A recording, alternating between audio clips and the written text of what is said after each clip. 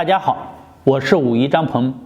如今的很多人大多都不太注重运动养生，因此身体会出现或多或少的僵硬或者不灵活的情况，就是会偶尔造成落枕。落枕常见是急性的，入睡前并无任何症状，晨起后却感到项背颈部明显酸痛，颈部活动受限，发生落枕一般与睡的枕头及睡眠姿势有密切关系。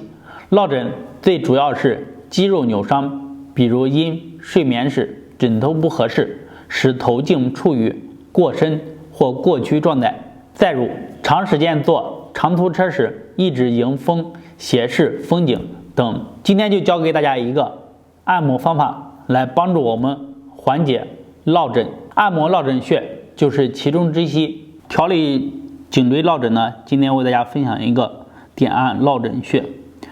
首先呢，我们把手掌放在桌面上，或者是手掌拿出来，在手背的第一、第二、第三掌骨之间。好，大家可以找一下，这地方有缝隙的。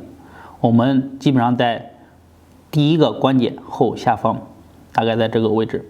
如果说我们找不着怎么办？就把这个缝全部都给它按摩的疏通，它对颈椎是一个非常好的。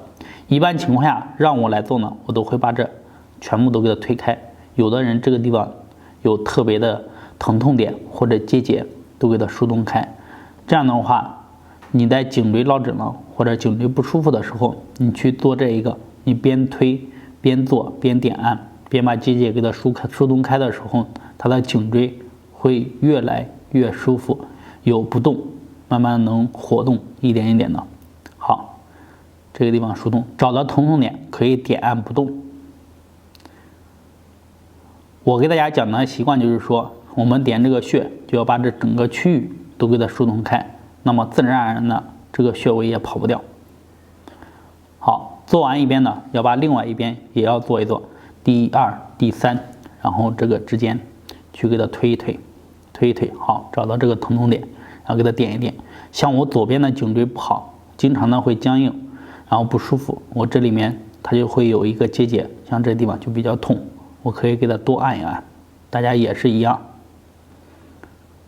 好，这就是我们的方法。今天的内容就分享结束了。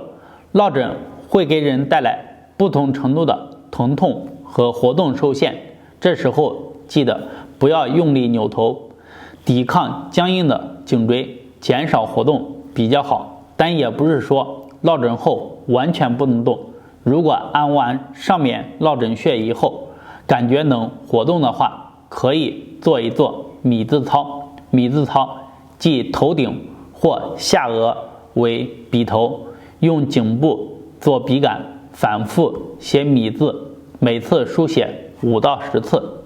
米字操的主要作用是放松颈部肌肉，缓解颈椎压力，对久坐颈椎劳累的人群也非常有好处。下面呢，我把米字操给大家示范一下。